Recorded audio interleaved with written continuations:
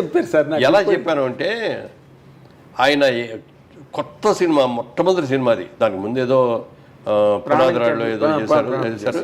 ప్రాణం ఖరీదు కూడా ఇది జరుగుతూ ఉండగానే వచ్చింది అది, కాబట్టి అది ముందు రిలీజ్ అయింది, ఇది లేట్గా అయింది. అప్పుడు మేమందరం కలిసి కూర్చున్నప్పుడు అతను నేనే ఉండవు, మీ ఇష్టం వచ్చిన సాంగ్ ఏంటి ఏదైనా నేను డ్యాన్స్ చేస్తాను ఇవ్వడు.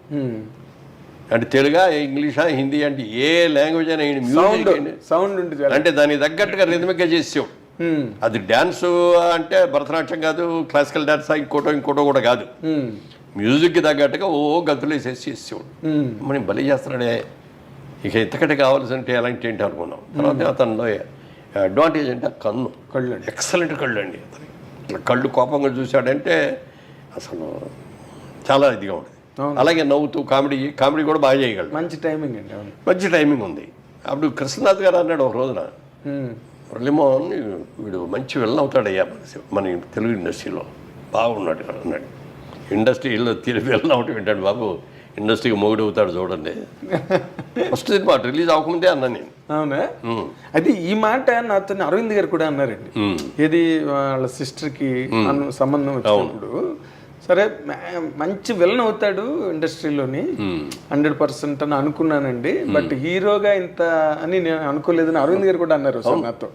హీరోగా టర్న్ అవడం పట్ల అసలు మీరు హీరోగానే అవుతారని ఎక్స్పెక్ట్ చేశారా, లేదా విలన్ లాగా వెళ్ళి? అట్లా కాదు, మొట్టమొదటి కొంచెం హీరోగానే నెగిటివ్ క్యారెక్టర్ చేశాడు, అదే కుక్కగాటు చెప్పు దెబ్బలు అట్లాంటి. ఆ తర్వాత నుంచి పాజిటివ్ క్యారెక్టర్లోకి వచ్చాడు బ్రహ్మాండంగా. సో మీరు ఆయన సక్సెస్ని అంటే ఆయన వచ్చిన తర్వాత కొన్ని సినిమాల్లో విధానాలు చాలా మారిపోయినాయి. సాంగ్స్ అంటే ఏదో హీరోయిన్ మీద ఎక్కువ చేస్తారు, హీరోలు ఎక్కువ పరిగెట్టడం, ఊటీ తోటలో లేకపోతే నాగేశ్వరరావు గారికి బాగా డ్యాన్స్ చేసేవారు ఆ రోజు. స్టెప్పులు అంటే నాగేశ్వరరావు, కృష్ణ గారి స్టెప్పులు కానీ, శోభన్ బాబు గారి స్టెప్పులు కానీ, ఎన్టీఆర్ గారి స్టెప్పులు కానీ, అవన్నీ మా అందరి ఒక టైప్, ఒక స్కూల్ మీద.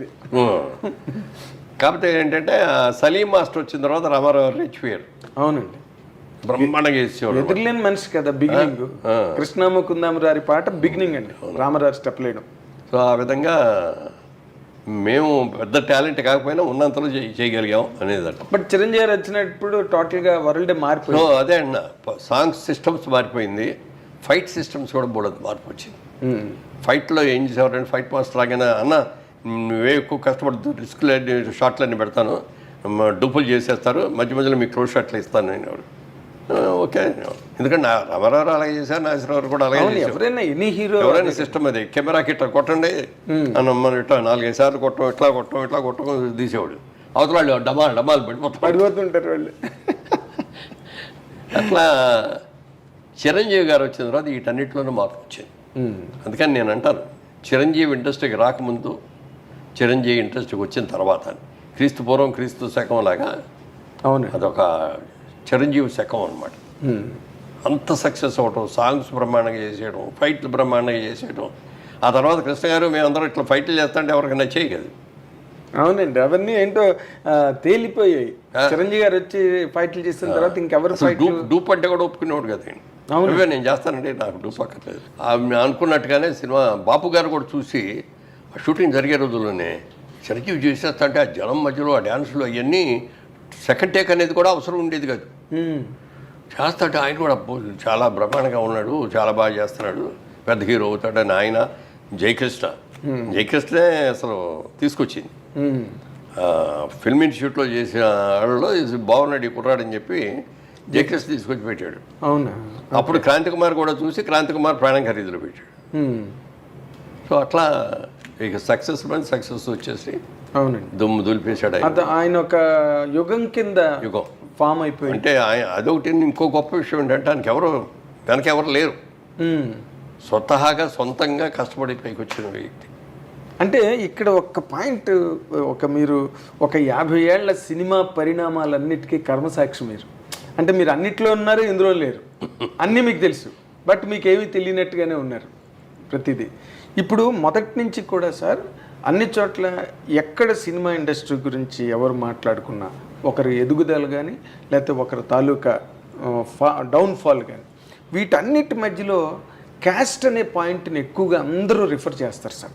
అందరూ ఆల్మోస్ట్ సినిమా ఇండస్ట్రీ అనగానే ఓకే, రాజకీయాలు అంటే ఇంకా క్యాస్ట్ బేస్డే అనుకోండి, ఇంకా అవి ఓసీలు, ఎస్సీలు, ఎస్టీలు, ఇంకా ఆ గొడవలు. సినిమా ఇండస్ట్రీకి వచ్చే వరకు ఇది ఎంతవరకు కరెక్ట్ అంటే ఈ రూమర్ కానీ ఈ ఆరోపణ కానీ సినిమా పరిశ్రమ మీద? ఎందుకంటే మీరు ఒక వర్గం, చిరంజీవి గారు ఇంకొక వర్గం. బట్ చిరంజీవి గారి గురించి మీరు ఇంత గొప్పగా మొదటి నుంచి మాట్లాడారు, ఏం సార్? ఆయన రేజ్ కూడా అలాగే అందరూ ఎంకరేజ్ చేసి ఆయన తలని పట్టుకున్నారు. ఈ ఆరోపణ ఎందుకండి సినిమా పరిశ్రమ విరివిగా వచ్చింది? నాకు తెలిసినంత వరకు మెడ్రాస్లో ఇండస్ట్రీ ఉన్నంత వరకు ఏ రోజున కూడా క్యాస్ట్ ఫిల్లింగ్ అనేది లేదు అక్కడ. నువ్వేం క్యాస్ట్ అనేది ఎవరికి తెలిసేది కాదు. ఫలానా పేర్లు చెప్పుకున్నా ఫలానా డైరెక్టర్ అని చెప్పుకునే వాళ్ళేమే తప్ప ఇదిగో ఇతని ఈ క్యాస్ట్ ఆడు కాబట్టి మనం చేయాలి అనేది ఇట్లాంటివి ఉండేవి కదా అసలు. ఓకే. హైదరాబాద్ వచ్చిన తర్వాత అది ఈ రాజకీయం ఇక్కడ అందరూ కూడా ఇది మెడ్రాస్లో ఉన్నంత వరకు ఏంటంటే సినిమా వాళ్ళందరూ ఒక గ్రూప్, ఒక family irrespective of the caste. Gents కలిసేవారు, లేడీస్ కూడా, ఫ్యామిలీ లేడీస్ కూడా వాళ్ళు కూడా చక్కగా కలుసుకునేవారు. ఎందుకంటే ఏ వచ్చినా ఏ ఫంక్షన్ వచ్చినా మన సినిమా వాళ్ళందరినీ పిలుచుకునేవాళ్ళం. అందుకని అందరూ అసలు ఎక్కడ ఎవరికి కూడా క్యాస్ట్ అనేది తెలియదు అసలు. ఇక్కడికి వచ్చిన తర్వాత పొలిటికల్గా కూడా అప్పటికే క్యాస్ట్ స్టార్ట్ అయిపోయి